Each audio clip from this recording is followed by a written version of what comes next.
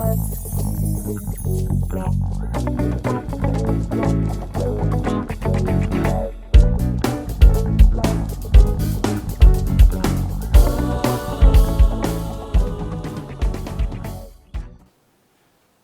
ቄስ ኤልያስ ልምጣ። እንግዲህ ሰዎችን ወደ ስህተት ከሚነዱ ነገሮች ወደ ስህተት ከሚመሩ ነገሮች ውስጥ አንዱ በተለይ መጽሐፍ ቅዱስን መሰረት ያደረጉ ነገሮች ስናወራ የቃላት ትርጉም ቃላት ያዘሉት ትርጉም አለ እና መጽሐፍ ቅዱሳችንን ስናጠና የተለያዩ ቃላቶች አንድ ተመሳሳይ ቃል የተለያዩ ነገሮችን ሊገልጽ ይችላል። አሁን ለምሳሌ መጽሐፍ ቅዱስ ላይ ቅድምም በተደጋጋሚ እንዳልነው ሰው የሚለውን ቃል ኢየሱስ ክርስቶስ ጥቅም ላይ ውሏል። የሰው ልጅ የሚል ራሱም ጭምር በተደጋጋሚ የተናገራቸው ነገሮች አሉ። የሰው ልጅ እያለ የሚናገራቸው ነገሮች እነዚህ ነገሮች እነዚህ ቃላቶች ማለት ነው ምን ትርጉም አላቸው ለኢየሱስ ክርስቶስ ሲሆን ይሄ ነገር እንዴት ነው መጽሐፍ ቅዱስ የሚፈታው እንዴት አድርጎ ነውና በዚህ ዙሪያ ላይ እስቲ ምን ትላለህ? መልካም አሁንም ይሄ የሐዋርያት ሥራ ምዕራፍ 2 አለቀቀንም እሱን እያነሳን በጣም ብናወራ ጥሩ ነው። ምክንያቱም ይሄ ጥቅስ የተነገረበት ኢቨንት ራሱ በጣም ወሳኝ ነው። እዛ ላይ አጽንኦት መስጠት ፈልጌ ነው። የአዲስ ኪዳን ቤተክርስቲያን የተመሰረተችበት ዕለት ነው። በዚህ ዕለት የተነገረ ነገር ገዢ ነው። የጥንቷ ቤተክርስቲያን አስተምሮ ነው ማለት ነው። በባለ 50 ቀን የቤተክርስቲያን ልደት እንደሆነ እናውቃለን። የመጀመሪያዎቹ 3000 ነፍሳት ድነው የሐዋርያት ትምህርት ህብረቱ እንደገና ጸሎቱም አገልግሎት ሁሉ የተጀመረበት ጊዜ ነው። በዚህን ጊዜ የተነገሩ የመጀመሪያዋ የጥንቷ ቤተክርስቲያን የመጀመሪያ ስብከት ላይ ኮምፕሮማይዝ ካደረግን የዛች ቤተክርስቲያን አካል ነን ኤክስቴንሽንን ማለት አንችልም። ስለዚህ ይሄን ጥቅሳውን ደጋግመን ስናነሳው ገዢ ጥቅስ ነው። ገዢ ነው፣ በጣም ይገዛናል። ዝም ብለን የምናልፈው አይደለም። ከእግዚአብሔር ዘንድ ለእናንተ የተገለጠ ሰው ተብሎ ተሰብኮ ነው ቤተክርስቲያን የተመሰረተችው። አሁን ይህንንም የምንናገርበት አሁን ሌላውንም ምክንያት በስፋት ወደኋላ እመጣበታለን። ቀድሜ አንስቼ ከሆነ ይቅርታ እየጠየቁ አሁን አደጋዎች በጣም በክርስቶስ ሰውነት ላይ የተነሱ ነገሮች ከባድ ናቸው። እንግዲህ መጽሐፍ ቅዱስ በሚናገረው ልክም እየተናገርን አይደለም። የእግዚአብሔርን ልጅ ወይንም የእግዚአብሔር ሰው ብሎ ክርስቶስን አለመቀበልን በዕብራውያን መጽሐፍ ላይ የተገለጠበት ሁኔታ ከባድ ነው። እኛን በሚያሳስበን ደረጃ ራሱ መረዳቱ ጥሩ ነው። ዕብራውያን 6:6 ላይ መርገጥ ይለዋል። ይህንን እንደገና መስቀል ይለዋል። ማዋረድ እንደ ርኩስ ነገር ይህንን ደም መቁጠር። ምክንያቱም ስጋው የእግዚአብሔር ነው ከማለት ደሙ የእግዚአብሔር ነው ከማለት የእግዚአብሔር ክርስቶስ ነው ከማለት ስንወርድ በዚህ ደረጃ ነው በዕብራውያን 10:29 እና ዕብራውያን 6:6 የተቀመጠው። ስለዚህ ቤተክርስቲያንን ያሳስባታል። በዚህ ደረጃ ቤተክርስቲያን የምትናገረው መሰረቷ ነው፣ መነሻዋ ነው፣ መድረሻዋም ይሄ ስለሆነ ነው። ስለዚህ አሁን ሰዎች ስጋ ብቻ ወሰደ ብለው አላውቁም። ምክንያቱም ሐዋርያ ጳውሎስ ለቀን አልተገዛንም ያለው ለዛ ነው። ለአንድ ሰዓት እንኳን ለቀን አልተገዛንም ማለት ስህተት ሲመጣ ቀጠሉና ነፍስም ወሰደ አሉን። ቀጠሉና ደግሞ መንፈሱም የኛ ነው አሉ። እንግዲህ ምን ሊተርፈን ነው ከክርስቶስ? ስጋውንም የሰው ከነፍስም ነፍስ እንደገና ደግሞ የሰው መንፈስ ነው ተብሎ እሺ ከሰማይ የመጣው ምንድን ነው ይባል? መንፈሱም የሰው ነፍሱም ፍጥረታዊ ስጋውን ፍጥረታዊ ከሆነ ምኑ ነው የተረፈን? በጣም ከባድ ነው። እስቲ ያ መጥምቁ ዮሐንስ ከላይ የመጣው ከሰማይ የመጣው ያለው ምኑን ነው? ከሁሉ በላይ ነው ያለው። ምንድን ነው የመጣው? መቼም እግዚአብሔር መጣ ከተባለ እግዚአብሔር በስጋ ተገልጦ ነው የመጣው። እግዚአብሔር መጣ ከተባለ በሰውነት ተገልጦ ነው የመጣው። አማኑኤል ሆኖ ነው የመጣው። ስለዚህ እዛ አካባቢ ላይ በጣም አጠንክረን እንናገራለን እና ሰው ብለን ሁለተኛ ሌላ፣ ሰው ብለን ሰማያዊ፣ ሰው ብለን መንፈሳዊ፣ ሰው ብለን የማይበሰብስ፣ ሰው ብለን ሕይወትን የሚሰጥ፣ ሰው ብለን ከሰማይ የሆነ ጌታ ሎርድ ፍሮም ሄቨን እያልን የመናገር ግዴታዎች አሉና በስፋት እነዚህን ነገሮችም ማንሳት ራሱ ይኖርብናል ብዬ አስባለሁና አሁን ወደ ተጠየቁት ጥያቄ ስመጣ ኢየሱስ ክርስቶስ ሰው ወይንም የሰው ልጅ ሲባል ምን ማለት ነው የሚል ጥያቄ ነው የተጠየቁት። እና እንግዲህ አሁን ቃላት እንደተጠየቁት ዝም ብሎ በጣም ቀላል የሆነ የቃላት አጠቃቀም ያለበት ዓለም ውስጥ ነን ያለነው። ቃላት ብዙ ነገር ማለት ይችላሉ። አንድ ቃል 4-5 ትርጉምም አለው አንድ ቃል ሆኖ። ስለዚህ ከዚህ የተነሳ አውድ ነው የሚገዛው ትርጉምን። እኔ ቋንቋ አስተማሪ አይደለሁም። ሰፊም በቋንቋ ደረጃ ጥናት ካደረጉ ሰዎች በምሰማው ነገር ባነበብኩትና በማስተውለው ነገር እንኳን ሳይ ከመጽሐፍ ቅዱስም ውጭም ከምንጠቀምበት ነገር ጥንቃቄ ከሌለ በስተቀር ቃላት ብዙ ነገር ሊሉ ይችላሉ። ስለዚህ አሁን እነዚህ የምንጠቀማቸውን ቃላት በመጽሐፍ ቅዱስ ላይ የተቀመጡበትን አገባብ አውድ ነው የምናየው። ስለዚህ መጽሐፍ ቅዱስ ብዙ ቃላትን አስለምዶናል። ቀኝ ማለት 4፣ 5፣ 6 ትርጉም ሊኖረው ይችላል። ፈቃድ ሊሆን ይችላል፣ መልካም ነገር ሊሆን ይችላል፣ ቀና ነገር ሊሆን ይችላል፣ ኃይል ሊሆን ይችላል፣ ስልጣን ሊሆን ይችላል፣ አቅጣጫም ሊሆን ይችላል። ስለዚህ የመዝገበ ቃላት ትርጉሙን ብቻ አቅጣጫ ብለን ይዘን ኮንቴክስቹዋል ትርጉሙን ካላየን ከባድ ነው።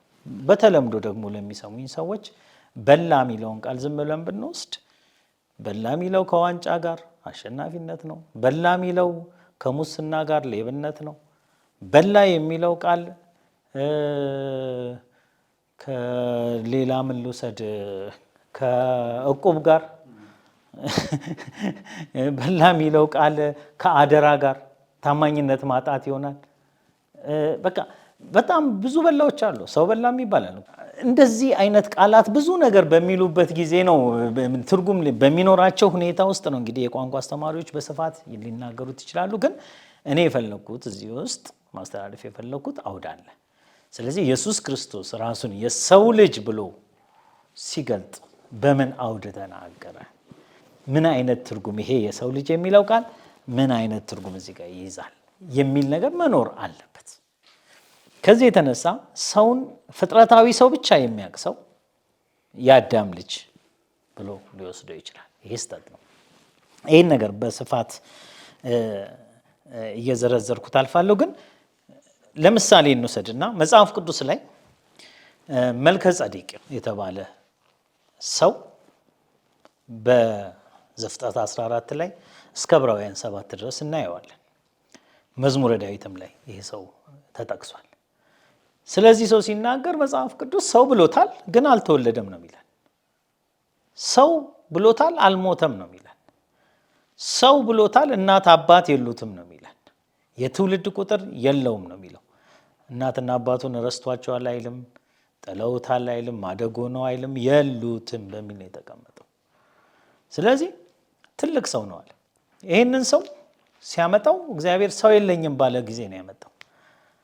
ሰው የለኝም ብሎ ምድር ሁሉ በባቢሎን ርኩሶት በወደቀ ጊዜ አንድ ሰው ከባቢሎን ምድር ውስጥ ጠራና አንተን አበዛሃለሁ በሚለው ጊዜ ለዚህ ሰው ትልቅ ካህን የሚበልጠው ካህን ስለሚያስፈልግ ይህንን ሰው መልከ ጸዴቅን አዘጋጀ። እንግዲህ በምንም አይነት ነገር በአዳም መለኪያ ተለክቶ የሚታይ የሰው አይነት አይደለም።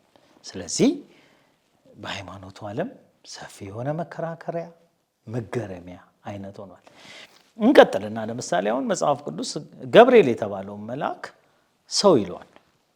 በዳንኤል መጽሐፍ ላይ አስቀድሜ አይቼው የነበረው ሰው ብሎ እሺ፣ ገብርኤል በምን አይነት ሁኔታ ነው ሰው የተባለው? ሰው ስለተባለ የአጊት ልጅ እንበለው እንደ አዶንያስ፣ ሰው ስለተባለ ቆይ ሌላ የሰው መገለጫ አምጥቼ የኛ ሰፈር ሰው ምናምን በል አንልም። ሰው ነው።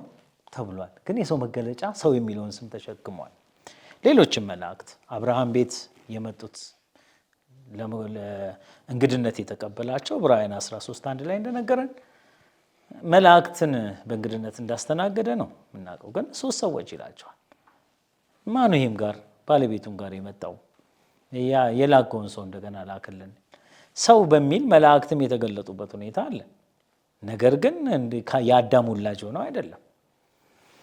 ተጨማሪም ሰው በሚል የሰው ልጅ በሚልም የተጠቀሰ የልዑል ቅዱስ ሕዝብ ራሱ በዳንኤል 7 ላይ ሰው በሚል የተጠቀሰበት ሁኔታ አለ። በዚህ ሁኔታ ውስጥ ነው ክርስቶስ ኢየሱስም ሰው የተባለው የሰው ልጅ የሚልም ስም የያዘው። ስለዚህ እንደውም አንዳንድ ጥቅሶች ሁሉ ሊገርሙን ይችላሉ። የሰው ልጅ አስቀድሞ ወደ ነበረበት ሲሄድ ብታዩ ይላል እና እንደዚህ አይነት ቃላት ባሉበት የሰው ልጅ ምን ማለት ነው ብሎ መጠየቅ አግባብ ነው። ስለዚህ ጌታችን ኢየሱስ ክርስቶስ በማቴዎስ ወንጌል ምዕራፍ 16 ላይ ሰዎች የሰው ልጅ ማን ይሉታል የሚል ትልቅ ጥያቄ ጠየቀ። ስለዚህ የመሰላቸውን ሰዎች መለሱ። ግን መልሶቻቸው በሙሉ የሰው ልጅ የሚል ነው። ኤርምያስም ቢሉት፣ ዮሐንስም ቢሉት፣ ኤልያስም ቢሉት፣ ኢሳይያስም ቢሉት የሰው ልጅ የሚያውቁትን አይነት ሰው አድርገው ነው ያስቀመጡት። እናንተስ እኔ ማን እንደሆንኩ ትላላችሁ ሲላቸው አንተ ክርስቶስ የሕያው እግዚአብሔር ልጅ ነህ ብሎ ጴጥሮስ መለሰ። ስለዚህ የዚህ መልስ ምንድን ነው? የሰው ልጅ ማን ነው ከተባለ የሰው ልጅ የእግዚአብሔር ልጅ ነው እንጂ የሰው ልጅ አይደለም የምናውቀው የሰው ልጅ። ስለዚህ ይሄ መጽሐፍ ቅዱስ ላይ የሰው ልጅ ተብሎ የተቀመጠበት አገባብ ምንድን ነው ብሎ መጠየቁ በጣም ጥሩ የሆነ ነገር ነው። ይሄ በጣም ትርጉሙን እንድንረዳ ያደርገናል። ስለዚህ መልከ ጸዴቅም ሆነ ገብርኤልን ስንመለከት ሰው የሚያሟላውን ሁሉ ስላሟሉ አይደለም ሰው የተባሉት። መብላታቸው፣ መጠጣታቸው፣ አንዳንድ ስሜቶችን ማንጸባረቃቸው፣ መባረካቸው፣ መቀበላቸው ወዘተ መላእክትንም ሆነ መልከ ጸዴቅ የራሳቸው የሆነ ከፍጥረታዊ ሰው የተለየ አፈጣጠር አላቸው፣ ግን ሰው ተብሏል። ኢየሱስም ማንነቱ ሳይሆን አመጣጡ ነው ሰውና የሰው ልጅ ያሰኘው። ወይም በአንደኛ ቆሮንቶስ 15 ላይ እንደተቀመጠው ፊተኛው ሰው እና ኋለኛው ሰው ብለን መናገር እንችላለን። እኛ ሁላችን በፊተኛው ሰው ጎራ ውስጥ የምንመደብ ስለሆነ ጌታ ኢየሱስ ብቻ ግን ኋለኛው ሰው ተብሎ ተቀምጧል። እነዚህ ሰው ተብሎ የተገለጹ እጅግ የተለያዩ ሰዎች በገጽታ እንጂ በማንነት በባህሪ አይመሳሰሉም። የፊተኛው ሰው ያለው ተፈጥሯዊ ማንነት እንደ ሰው መለኪያ መስፈርት ቆጥረን ሁለተኛውን ሰው የምንለካበት ከሆነ መሰረታዊ ስህተት እንሰራለን። ከዚህ የተነሳ የአዳምን የሰውነት ደረጃ መለኪያ አድርገን ክርስቶስ በአዳም ደረጃ ነው ሰው የሆነው ብለን በወደቀው ሰው ሰማያዊውን ሰው መለካት አይገባም። የወደቀው ሰው ያለው አይነት ስጋ፣ የወደቀው ሰው ያለው አይነት ነፍስ፣ የወደቀው ሰው ያለው አይነት መንፈስ እያለን መስፈሪያ ልናደርገው በዛ ሜዥር ልናደርገው አይገባም። የራሱ የሆነ መስፈሪያ አለው። ስለዚህ መስፈሪያችን ምንድን ነው? ሰው በፐርፐዝ ነው የገባው። ጠፍተናል። የጠፋውን ሊፈልግና ሊያድን የመጣ ሰው ነው። ያ ሰው እግዚአብሔር ያሟላልኝ የሚለው እግዚአብሔር የሚፈልገውን ያረጋገጠውን ነገር የእግዚአብሔርን ፍላጎት ወይንም ለእግዚአብሔር ጥያቄ መልስ ይሆናል ወይ ነው። እንግዲህ ቅዱስ ያለ ነውር ከኃጢአተኞች የተለየ የሚያነጻ ደም የሚያጠራ ሰውን ሁሉ ወደሱ የሚያቀርብለት የእግዚአብሔር ነገሮች ብዙ ናቸው በዛ ሰው ውስጥ ያሰበውን ዓላማ። ስለዚህ እኛ በምናስበው የሰው ፍላጎት መጠን መድህኔ እንዲሁን ብለን ደረጃ መዳቢ ልንሆን አይገባም። የመድህናችንን ደረጃ የአዳኛችንን ደረጃ የመደበልን ማን ነው? እሱ ነው። ለዛ ነው እሱ የሚያውቀው ሰው የምንለው። ከዚህ የተነሳ ለየት ያሉ ነገሮች እኮ አሉት። ሁለተኛው ሰው እኮ አማኑኤል ነው። ሁለተኛው ሰው እኮ በተዘጋ ቤት የሚገባ ነው።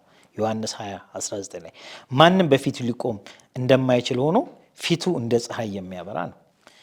ሕይወትን የሚሰጥ መንፈስ ነው። ሊወግሩት ድንጋይ ሲያነሱ የሚሰወር ነው።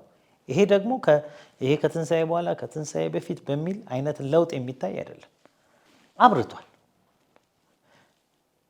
ራእይ ዮሐንስ ላይ እንደ ፀሐይ እያበራ የታየው ወይንም ደግሞ ለጳውሎስ እንደ ፀሐይ እያበራ የታየው ለደቀ መዛሙርቱ ለሶስቱ ደቀ መዛሙርት እንደ ፀሐይ እያበራ ታይቷል። ስለዚህ ይሄ ትንሣኤን የሰጠው የተለየ ለውጥ ሳይሆን ማንነቱ ነው። ይህንን ስንል ግን እንደ ሰው ተርቦ፣ እንደ ሰው በድካም፣ እንደ ሰው መከራ ተቀብሎ ወንድሞቹን መምሰል በሚገባው የመምሰል ደረጃ ከተፈጥሯቸው ሳይሆን ከድካማቸው፣ ከመከራቸው፣ ሞታቸውን፣ ስቃያቸውን ተካፍሎ በብርታት አሸናፊ ሆኖ ወጥቶ ሞትን ድል ነስቶ መሞት ችሎ መቀበር ችሎ መነሳት ችሎ መራብ መጠማት ችሎ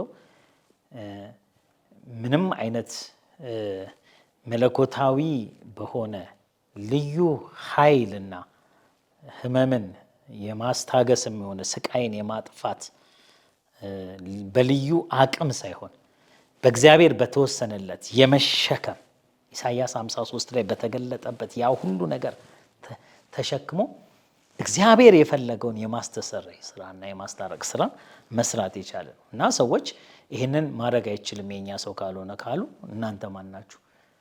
ይህንንስ ቢሆን እንዲያመው አድርጎ የፈጠረ እርሱ አይደለም ወይ? በልዩ ብቃት ሰው አመጣ ወይ?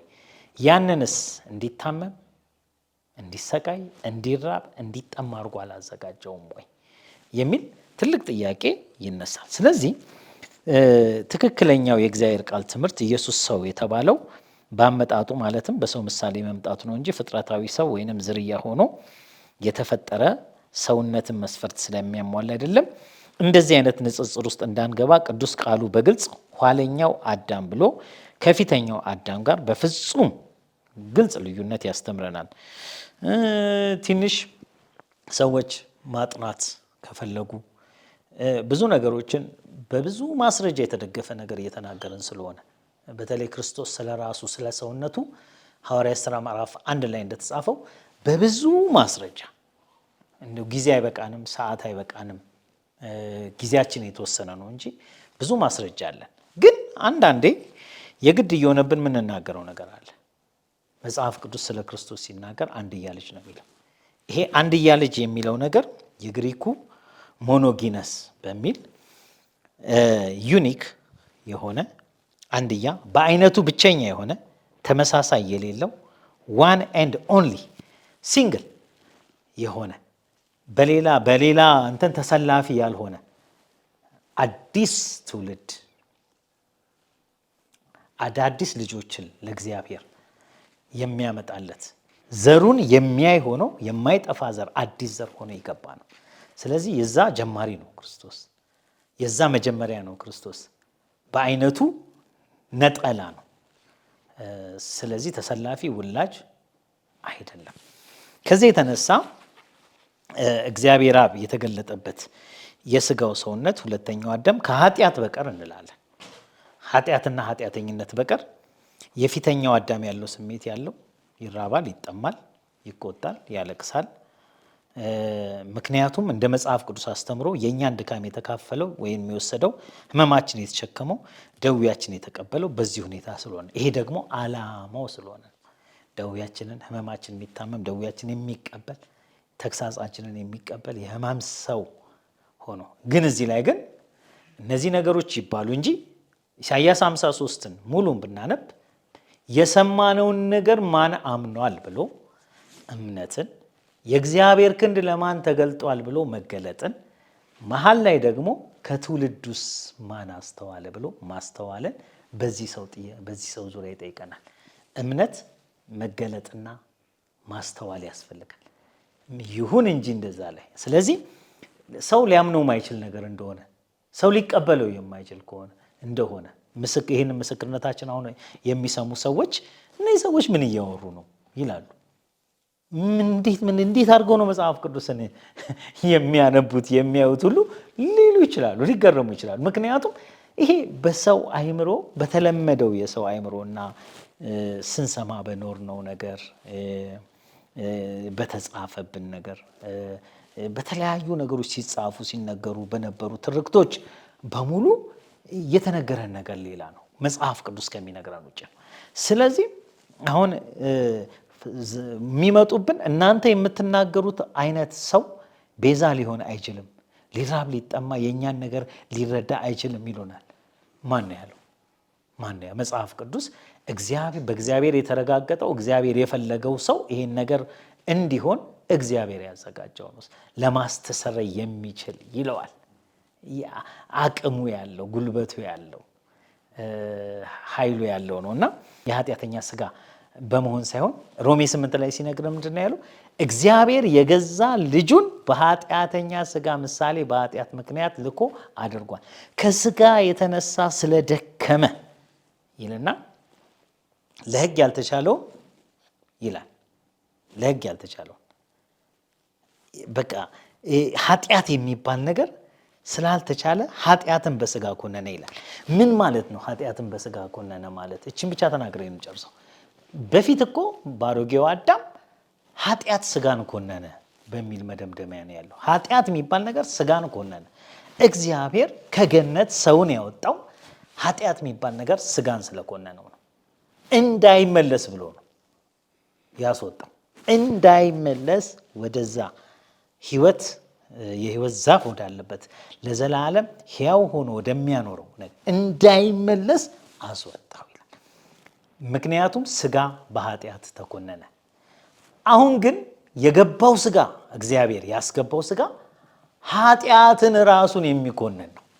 እኔ እንደምንገልጸዋለሁ መኮነን የሚለውን እኔ በገባኝ ስገልጸው አንድ እንደው ወርጄ ነው የተናገርኩት ምሳሌውን ይቅርታ አድርጉልኝና አንድ እንደው ቲኒ ጨዋታ ትግል ብሎ ሐዋርያው ጳውሎስም ስፖርቱን ስለጠቀሰ እኔም ልናገረውና በእግር ኳስ ጨዋታ ቀያየ እኮ ሜዳው ውስጥ ገብቶ የመጫወት ምንም አይነት መብት የለው። ሜዳ ውስጥ ገብቶ የመጫወት አይደለም ተቀያሪ ወንበር ላይ ተቀምጦ ኳስ መከታተል አይችልም። ከስታዲየሙ ይባረራል፣ ይወጣል። አዳም ልክ እንደዚህ ነው፣ ከጽድቅ ጨዋታ ወጥቷል። ስለዚህ ለምን ሲባል በኃጢአት ተኮነነ ነው። ክርስቶስስ ኮናኙን ኃጢአት ራሱ በስጋው ኃጢአትን ኮነነና ከናንተ ስለ ኃጢአት የሚከሰኝ ማን ነው? ማንም የለም፣ ቅዱስ ያለ ነውር ከኃጢአተኞች የተለየ ተብሎ የተቀመጠ ኃጢአትን ማሸነፍ የቻለ ተፈትኖ የወጣ አሜን፣ በራብ የተፈተነ በድካም የተፈተነ አሜን። ይሄ ሁሉ ግን ስለኛ የሆነ ነውና እንደዚህ አይነት ነገር ነው የሚታየኝ። አመሰግናለሁ። በጣም ግሩም ቄስ ኤልያስ፣ በጣም ጥሩ ገለጻ ነው።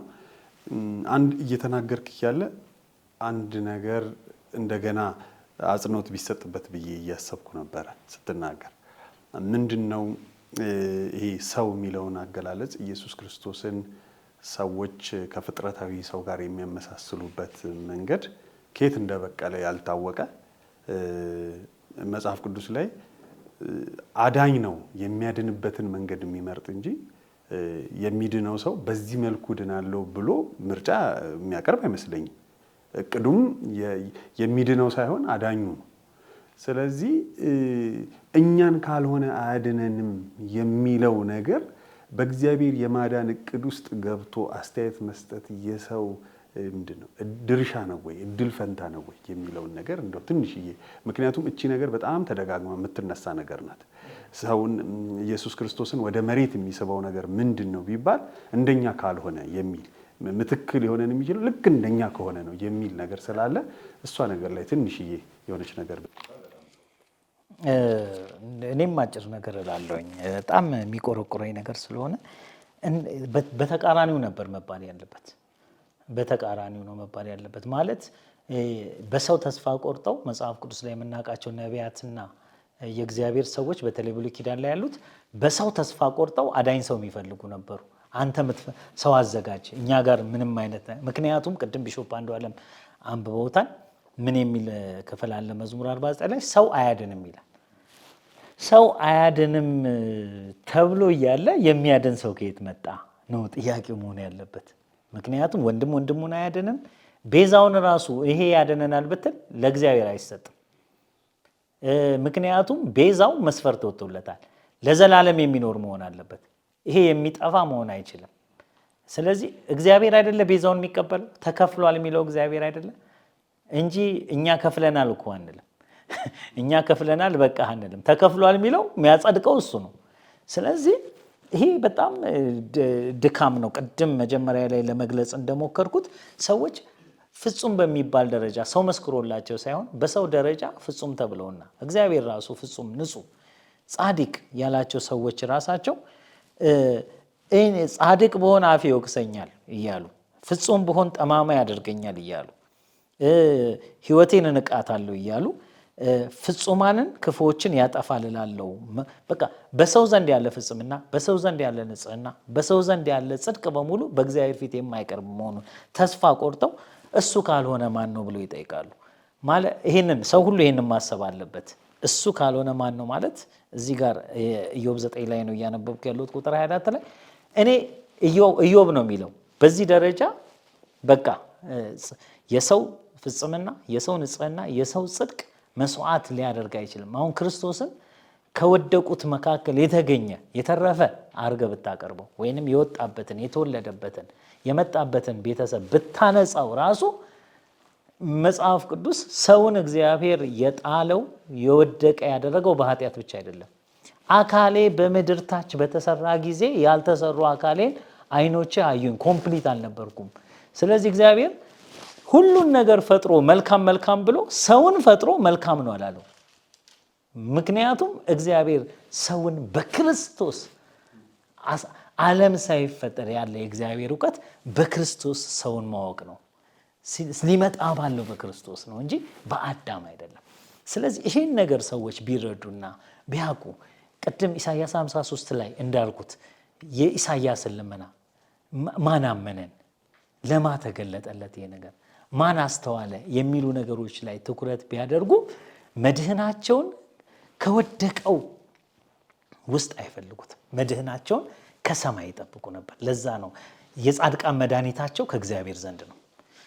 አዲስ ኪዳንም ላይ መጥቶ ከሰማይ የሚመጣ መድኃኒት ነው ምን ጠብቀው የሚለው። ስለዚህ መድኃኒታችን ሁልጊዜ ከአምላክ ጋር የተገናኘ ነው። አምላካችን መድኃኒታችን እያለ ነው እንጂ ሰው መድኃኒት ሊሆነን ይችላል በሚል መስፈርት አይደለምና እኔ አንዱ ጸሎቴ ይህንን የተዘራውን ዘር ጌታ ሆይ አንሳውና ዓይኖቻችን ተከፍተው ያንተን ማዳን እንደ ስምዖን ያ በፍጥረት ሁሉ ፊት ያዘጋጀውን ማዳንን ያም ምንድን ነው የእግዚአብሔር ክርስቶስ እሱን እንድንቀበል እርዳን የሚል ጩኸት ውስጥ ያለ የሚሰሙኝ በሙሉ በሸክም እንደምናገር እንዲያውቁ ሁሉ እፈልጋለሁ። ዓይኖች እንዲበሩ እፈልጋለሁ። በዚህ